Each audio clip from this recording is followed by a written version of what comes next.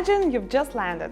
New city, new time zone, maybe a new continent. And instead of feeling like the main character, you feel like you got hit by the airport itself. That's not weakness.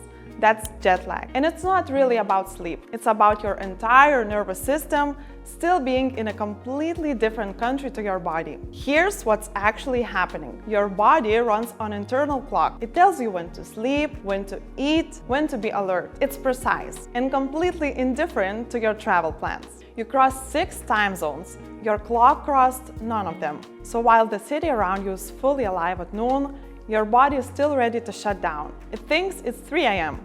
It's not broken.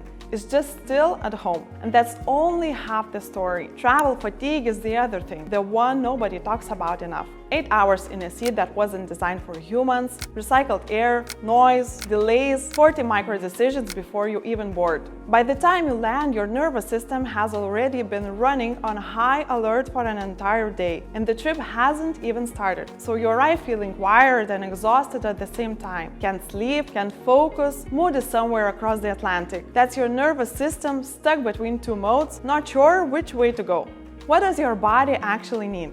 Signals. Your nervous system doesn't respond to willpower, it responds to information. Sunlight is a signal. 10 minutes outside tells your body what time zone it's in, faster than any sleep schedule. Movement is a signal, not the gym, just a slow walk. Something that says we're here now, it's okay to settle. Some people go further and actively support their nervous system during recovery rather than just waiting it out, which is exactly the idea behind Pulsetto.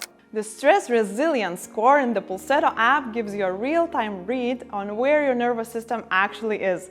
So instead of guessing when you will feel human again, you can see recovery happening. The more signals you give to your body, the faster it finds its way back. You're not waiting to feel better. You're giving your body what it needs to get there. It will catch up. It always does. You just have to stop fighting it and start helping it.